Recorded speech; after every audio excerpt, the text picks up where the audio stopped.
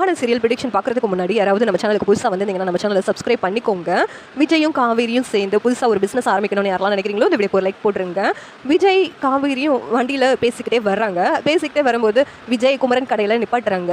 என்னங்க மாமா கடைக்கு கூப்பிட்டு வந்துட்டீங்க, மாமாவை பற்றி உங்ககிட்ட கேள்வியாக கேட்டதுனால மாமா கடைக்கு கூப்பிட்டு வந்துட்டீங்களா அப்படின்னு சொல்லிட்டு காவேரி கேட்குறாங்க. உடனே விஜய் வந்துட்டு நீ தான் உங்கள் மாமாவை பற்றி ரொம்ப சந்தேகப்பட்டே பேசிக்கிட்டு இருந்தல, அதனால தான் நான் கடைக்கு கூப்பிட்டு வந்தேன், நீ நடக்கிறதெல்லாம் பார்த்து தெரிஞ்சுக்கிட்டேன்னா உனக்கு டவுட்டு தீந்துருவேன் அப்படின்னு சொல்லிட்டு விஜய் சொல்கிறாங்க. உடனே காவேரி கடையில் இறங்கினோடனே இங்கே குமரன் பார்த்துட்டு என்னம்மா இங்கே வந்திருக்க அப்படின்னு சொல்லிட்டு கேட்குறாங்க. ஏதாவது சொல்கிறதுக்காக வந்தியா, ஃபோன்லேயே சொல்லியிருக்கலாம் ஏதாவதுனா அப்படின்னு சொல்லிட்டு குமரன் சொல்கிறாங்க. இல்லை மாமா, இவர் தான் என்ன உங்கள் கடைக்கு கூப்பிட்டு வந்துட்டாரு, என்னன்னு தெரியல அப்படின்னு சொல்லிட்டு காவேரி சொல்லிக்கிட்டு இருக்காங்க. அந்த இடத்துல நிவீனும் உட்காந்துட்டு இருக்காங்க.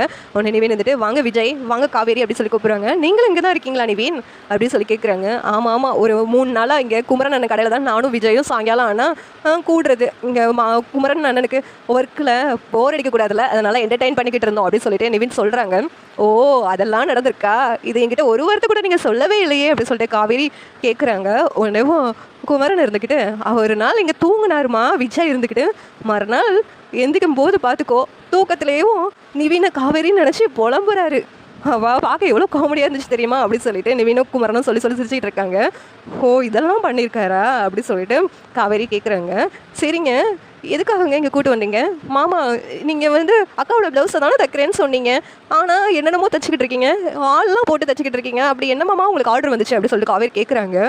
ஓ அதுவாமா, இந்த கங்காவோட வளைகாப்பை கங்கா மறக்க முடியாத அளவு நான் பண்ணணும்னு ஆசைப்பட்டேம்மா, அதனால தான் நிறைய ஆர்டர் வந்ததெல்லாம் எப்படியாவது அந்த 4 நாளில் பண்ணி கொடுக்குறேன்னு சொல்லி கமிட் பண்ணியிருந்தேன், அதனால தான் வீட்டுக்கு வர முடியலம்மா, இதை கங்கா கிட்ட சொன்னால் உங்களால் முடியாது, நீங்கள் எப்படி பண்ணுவீங்க அப்படின்னு சொல்லிட்டு என்னை மோட்டிவேட் பண்ணாமல் என்னை வெறுப்பேற்றுற மாதிரியே பேசிக்கிட்டு இருப்பாம்மா, எல்லாமே எனக்கு முடியாதுன்னு சொல்லிக்கிட்டே இருப்பான், அதான் அவகிட்ட நான் சொல்லவே இல்லை அப்படின்னு சொல்லிட்டு குமரன் சொல்லிக்கிட்டு இருக்காங்க. உடனே காவேரி இருந்துட்டு பாவம் மாமா, நீங்கள் அக்காவுக்கு நடுவில் இருந்துக்கிட்டே எவ்வளோ கஷ்டப்படுறீங்கன்னு எனக்கு புரியுது மாமா, அக்கா உங்களை புரிஞ்சுக்குவா கூடிய சீக்கிரமா அப்படின்னு சொல்லிட்டு இங்கே குமரன் கிட்ட காவேரி சொல்லிக்கிட்டு இருக்காங்க. எல்லாரும் உட்காருங்க, நான் டீ வாங்கிட்டு வந்திருக்கேன் குடிக்கலாம் அப்படின்னு சொல்லிட்டு நிவின் சொல்லிக்கிட்டு இருக்காங்க. உடனே காவேரி இருந்துட்டு ஓ அதெல்லாம் வாங்கிட்டு வந்துட்டீங்களா, ஓ ஜாலியாக இருக்கீங்க உங்களுக்கு 3 பேரும் அப்படின்னு சொல்லிட்டு காவேரி சொல்லிக்கிட்டு இருக்காங்க. அவங்கள இப்படி பார்க்கும்போது எனக்கு ரொம்ப சந்தோஷமாக இருக்குங்கிறாங்க. விஜய் இருந்துட்டு என்ன நாங்கள் 3 பேரும் ஒற்றுமையாக இருக்கணும் உனக்கு பொறாமையா அப்படின்னு சொல்லி கேட்குறாங்க. உனக்கு காவேரி இல்லை நாங்கள் 3 பேரும் அக்கா தங்கச்சி தான், ஆனால் எங்களுக்கு ஒருத்தருக்கு ஒருத்தர் ஒன்றுமே பிடிக்கல, மிஸ் அண்டர்ஸ்டாண்டிங் தான் நிறையா வருது, ஆனால் நீங்கள் அப்படி கிடையாது பார்த்தீங்களா, 3 பேரும் அவ்வளவு ஒற்றுமையாக இருக்கீங்க, இதை பார்க்கும்போது என் கண்ணே பற்றும் போல இருக்குது அப்படின்னு சொல்லிட்டு காவேரி சொல்கிறாங்க. உடனே விஜய் இருந்துக்கிட்டு நாங்கள் என்ன உங்களை மாதிரி நான் நினச்சேன் அப்படின்னு சொல்லிட்டு விஜய் சொல்கிறாங்க. எப்போ இருந்தாலும் சகல பாய்ஸ்னா பெஸ்ட்டு தான் அப்படின்னு சொல்லிட்டு சொல்கிறாங்க. அதை கேட்டுட்டு காவேரி நடத்துங்க அப்படிங்கிறாங்க. சரி காவேரி டைம் ஆயிடுச்சுமா, நீ வீட்டுக்கு கிளம்பு, உங்கள் அக்கா கிட்ட எதுவும் சொல்லி வைக்காத, அவள் பிறகு என்ன நாளைக்கு வளைகாப்பை வச்சுக்கிட்டு வேலை பார்த்துக்கிட்டு இருக்காரா, என் கூட பக்கத்தில் இருக்க மாட்டார் அப்படின்னு சொல்லிட்டு ஏதாவது சொல்லிக்கிட்டு இருப்பா அப்படின்னு குமரன் சொல்லிக்கிட்டு இருக்காங்க. ஒன்று ஆமாம் மாமா, இருந்தாலும் அக்காவும் பாவம் இல்லை, நீங்கள் பக்கத்தில் இல்லை, அதுவும் வளைகாப்பு வேறு நேரம் நெருங்கிட்டே இருக்குது, பக்கத்தில் உங்ககிட்ட பேசணும், நீங்கள் பக்கத்தில் இருக்கணும்னு அக்கா ஆசைப்பட மாட்டாளா, நீங்கள் இப்போ நைட்டு ஃபுல்லாக வேலை பார்த்துட்டிங்கன்னா நாளைக்கு எப்படி மாமா நீங்கள் கிளம்புவீங்க, அதுவும் இல்லாமல் கரெக்ட் டைமுக்கு வந்துடுவீங்களா, இன்னும் நிறையா வேலை இருக்கா மாமா அப்படின்னு சொல்லிட்டு காவேரி கேட்குறாங்க. அதெல்லாம் காலையில் முடிஞ்சிட்டு கரெக்டாக வளைகாப்புக்கு நான் வந்துடுவேன் அப்படின்னு சொல்லிட்டு குமரன் சொல்லிக்கிட்டு இருக்காங்க. ஒன்று சரிங்க மாமா, இருந்தாலும் அக்கா பார்த்தீங்கன்னா எனக்கு கொஞ்சம் பாவமாக தான் இருக்குது, என்ன தான் அவங்கள ஹார்ஸாக பேசினாலும் அவள் நீங்கள் பக்கத்தில் இல்லைன்னு சொல்லிட்டு ரொம்ப ஃபீல் பண்ணுற மாதிரி இருக்குது மாமா அப்படின்னு சொல்லிட்டு காவேரி சொல்லிக்கிட்டு இருக்காங்க. உடனே விஜய் இருந்துக்கிட்டு இப்போ எல்லாமே உங்கள் அக்காவுக்காக தானே குமரன் பிரதர் பண்ணுறாரு, அதெல்லாம் கரெக்டாக வந்துடுவார், நீ எதையும் நினச்சி வருத்தப்படாத, அவர் இப்போ நான் 3 நாளாக அவரை நானும் பார்த்துக்கிட்டு இருக்கேன், அவ்வளோ ஒர்க்கு போடுறாரு, எஃபர்ட் போடுறாரு, அவர் மாதிரி யாரும் இந்த மாதிரி எஃபர்ட் போட்டு செய்வாங்களான்னு தெரியல, அவ்வளவு கான்ஃபிடென்ட்டாக மோட்டிவேட்டாக எல்லாமே பண்ணிக்கிட்டு இருக்காரு அப்படின்னு சொல்லிட்டு விஜய் சொல்லிக்கிட்டு இருக்காங்க. உடனே நிவின் இருந்துக்கிட்டு எனக்கே அண்ணன் மேலே கொஞ்சம் டவுட்டு தான் இருந்துச்சு, ஆனால் அண்ணன் இவ்வளவு சூப்பராக எல்லாத்தையும் ஹேண்டில் பண்ணணும்னு நான் கொஞ்சம் கூட எதிர்பார்க்கல அப்படின்னு சொல்லிட்டு நிவினும் குமரனை பெருமையாக பேசிக்கிட்டு இருக்காங்க. சரி நாங்கள் கிளம்புறோம் பிரதர், நீங்கள் கொஞ்சம் நேரம் ரெஸ்ட் எடுத்து ஒர்க்காக முடிங்க, நாளைக்கு தானே கடைசி நாள் அப்படிங்கிறாங்க. உடனேவும் சரி நாங்கள் வேணா இருந்துட்டு உங்கள் கூட உங்களுக்கு பக்கத்தில் இருந்தால் நீங்கள் காலையில் கொஞ்சம் வேகமாக முடிக்கிறதுக்கு யூஸாக இருக்கும்னு நினைக்கிறேன் அப்படின்னு சொல்லிட்டு நிவின் சொல்லிக்கிட்டு இருக்காங்க. இல்லை பிரதர், நீங்கள் அங்கே வரதுக்கு கொஞ்சம் டைம் ஆகும்ல பிரதர், நீங்கள் இப்போ போய் தூங்கினா தான் காலையில் எழுந்துச்சி நீங்கள் கொஞ்சம் கூட மாட எல்லாத்துக்கும் ஒர்க் கூட பண்ண முடியும், அதுக்காக தான் சொல்கிறேன் நிவின், நீங்கள் போங்க அப்படின்னு சொல்லிட்டு சொல்கிறாங்க.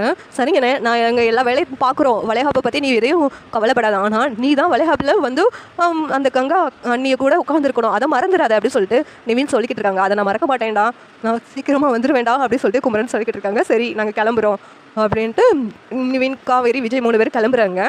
குமரன் வந்துட்டு மறுபடியும் அவங்களோட ஒர்க்கை ஸ்டார்ட் பண்ணிகிட்டே இருக்கிறாங்க. இங்கே வளைகாப்புக்கு காலையில் டைம் ஆகிடுச்சு. ஆனால் கங்கா வேண்டாம் வெறுப்பா ரொம்ப கிளம்புறதுக்கும் யோசிச்சுட்டே இருக்காங்க. வளைகாப்பு எனக்கு நடக்குது, ஆனால் என் புருஷன் என் கூட பக்கத்தில் இல்லை அப்படின்னு சொல்லிட்டு காவேரி கிட்ட சொல்லிக்கிட்டு இருக்காங்க. உடனே மாமா வருவாங்கக்கா, ஏங்க மாமாவை பற்றி எப்போ பார்த்தாலும் தப்பாகவே யோசிக்கிறேன், மாமா வருவாங்க அப்படின்னு சொல்லிட்டு காவேரி சொல்லிக்கிட்டு இருக்காங்க. இங்கே பாரு, எனக்கு புடவை எடுக்கிறதுக்கும் வரல, எங்கள் கூட வளையல் வாங்குறதுக்கும் வரல, எதுக்குமே என் கூட வரல. அவங்க எங்கே தான் என்ன தான் பண்ணிகிட்டு இருக்காங்கன்னு எனக்கு ஒன்றும் புரியவே இல்லை. இப்போ ப்ளவுஸ் தச்சு வந்து கொடுத்துட்டும் போயிட்டாங்க. அடுத்து அந்த ப்ளவுஸை நான் போட்டுட்டு நான் மட்டும் உட்காந்துட்டு இருக்கவா? அவங்க எங்கே போவாங்களாம்? வரவங்களாம் வாங்க வாங்கன்னு அவங்க தானே கூப்பிடணும் அப்படின்னு சொல்லிட்டு கங்கா சொல்லிக்கிட்டு இருக்காங்க. அதுவும் எதுக்காக எல்லாத்தையும் நீங்கள் வேற கூப்பிட்டீங்க? வீட்டில் உள்ள ஆட்கள் மட்டும் இருந்தால் போதாதான்? எதுக்காக தெருவில் உள்ளவங்க சொந்தக்காரங்களாம் எதுக்காக கூப்பிட்டீங்க அப்படின்னு சொல்லிட்டு கங்கா செம கோவமாக இருக்கிறாங்க.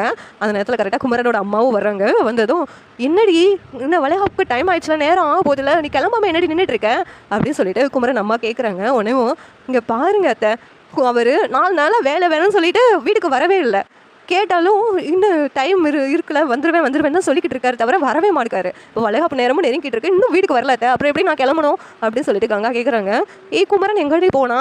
என்னை கூப்பிடவும் வரேன்னு சொல்லிட்டு வரவே இல்லைடி, வண்டியை தான் அனுப்பி விட்டான் அப்படின்னு சொல்லிட்டு சொல்லிக்கிட்டு இருக்காங்க குமரனோட அம்மா. ஏதோ வேலை இருக்குன்னு சொன்னார், முடிச்சுட்டு வந்துடுவார் அத்தை அப்படின்னு சொல்லிட்டு காவேரி சொல்லிக்கிட்டு இருக்காங்க. சரி அவன் தான் வரேன்னு சொல்லியிருக்காங்களா, நீ கிளம்பு அப்படின்னு சொல்லிட்டு கங்கா வந்து கிளம்பிடுறாங்க. கிளம்பிட்டு வளைகாப்பெல்லாம் ரெடி ஆகிடுறாங்க. எல்லோரும் வந்துடுறாங்க. இந்த நேரத்தில் விஜயோட தாத்தா பாட்டி வர்றாங்க வீட்டுக்கு. வந்துட்டு என்னப்பா எப்படி இருக்கீங்க அப்படின்னு சொல்லிட்டு பேசிக்கிட்டு இருக்காங்க. நல்லாயிருக்கும் தாத்தா, நீங்கள் உட்காருங்க அப்படின்னு சொல்லிட்டு தாத்தாவும் பாட்டியும் சொல்லிக்கிட்டு இருக்காங்க. இங்கே கங்கா வளைகாப்புக்காக வளையல் போட போகிறாங்க. இங்கே குமரனை கம்ப்ளீட் பண்ணி முடிச்சிடுறாங்க. முடிச்சதுனால அவங்களுக்கு 5 லட்ச ரூபா பணம் கொடுக்குறாங்க. பணத்தை வாங்கினோடனே கங்காவுக்காக நம்ம இப்போ கிஃப்ட் வாங்கலாம், ஆசைப்பட்ட மாதிரி ஒட்டியானம் வாங்கிடலாம் அப்படின்னு சொல்லிட்டு கடைக்கு போயிட்டு ஒட்டியானெல்லாம் வாங்கிட்டு வேகமாக வளைகாப்புக்கு போகிறாங்க. போனதும் கங்கா வந்துக்கிட்டு இன்ன வரைக்கும் எதுக்காக வரல, எல்லா வேலையும் எல்லோரும் பார்த்துக்குவாங்கன்னா நீங்கள் எதுக்கு இருக்கீங்க? நான் உங்ககிட்ட என்ன சொன்னேன்? நீங்கள் தான் எனக்கு முன்னே நின்றுட்டு எல்லா வேலையும் பார்த்துட்டு வளைகாப்பு பண்ணணும், வேறு யாரும் பண்ணக்கூடாதுன்னு சொல்லியிருந்தேன், ஆனால் ஏன் இப்படி பண்ணீங்க அப்படின்னு சொல்லிட்டு கங்கா வாய்க்கு வந்ததெல்லாம் பேசிக்கிட்டு இருக்காங்க. உடனே குமரன் அந்த ஒட்டியான எடுத்து கங்கா முன்னாடி காமிக்கிறாங்க. என்ன இதெல்லாம் எங்கே கடை வாங்கினீங்க அப்படின்னு சொல்லிட்டு கங்கா கேட்குறாங்க. என்ன கங்கா, என் மேலே நம்பிக்கையே இல்லை, வராதா உனக்காக தான் நான் ஆசையாக சம்பாதிச்சு வாங்கியிருக்கேன் கங்கா அப்படின்னு சொல்லிட்டு சொல்கிறாங்க. அதை பார்த்துட்டு குமரனோட அம்மா இருந்துட்டு உனக்காக தான் வாங்கிட்டு இருக்கான்னு சொல்கிறேன், நீ என்ன என் பையனை நம்பாமல் இப்படி பண்ணிக்கிட்டு இருக்க, அதை முதல்ல வாங்கி கொடி அப்படின்னு சொல்லிட்டு சொல்கிறாங்க. உடனேவும் அந்த ஒட்டியானத்தை நானே உனக்கு மாட்டி விடுறேன்னு சொல்லிட்டு குமரன் கங்காவுக்கு மாட்டி விடுறாங்க. அதை பார்த்து விஜய், காவேரி எல்லாருமே சந்தோஷப்படுறாங்க. இங்கே பாரு கங்கா, என்னால் முடியாதுன்னு சொன்னல, இப்போ உனக்காக நான் எவ்வளோ கஷ்டப்பட்டு ஆசையாக வாங்கிட்டு வந்திருக்கேன் பார்த்தியா அப்படின்னு சொல்கிறாங்க. இனிமேல் நான் உங்களை இப்படி சொல்லவே மாட்டேங்க, உங்களால் எல்லாமே முடியும்னு இப்போ நான் நம்புறேங்க அப்படி சொல்லிட்டு கங்கா வந்து அழுகுறாங்க.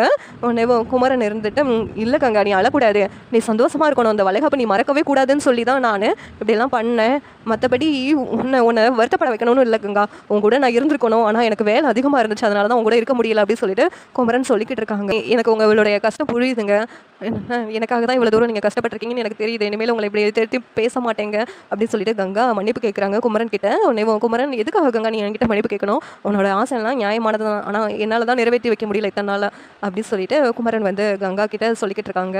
உடனே 2 பேரும் ஒருத்தருக்கு மாற்றி ஒருத்தர் பேசுறதெல்லாம் பார்த்துட்டு சாரதா, விஜய், காவேரி இப்போ தான் அக்கா வந்து மாமாவோட மனசை கொஞ்ச நாள் புரிஞ்சிருக்கான்னு நினைக்கிறேன், இனிமேலும் மாமா கஷ்டப்படுற மாதிரி எதுவும் பேச மாட்டான்னு நினைக்கிறேங்க அப்படின்னு சொல்லிட்டு விஜய் கிட்ட சொல்லிக்கிட்டு இருக்காங்க. எல்லாரும் ரொம்ப சந்தோஷமாக இருக்கிறாங்க. வளைகாப்பு நல்லபடியாக நடந்து முடிஞ்சிருது. சீரியல் எப்படி நல்லா இருக்கும் நீங்கள் நினைக்கிறீங்கன்னு கமெண்ட் பண்ணுங்கள். இந்த வீடியோ பிடிச்சிருந்தா லைக் பண்ணுங்கள், ஷேர் பண்ணுங்கள், சப்ஸ்கிரைப் பண்ணுங்கள். தேங்க்யூ.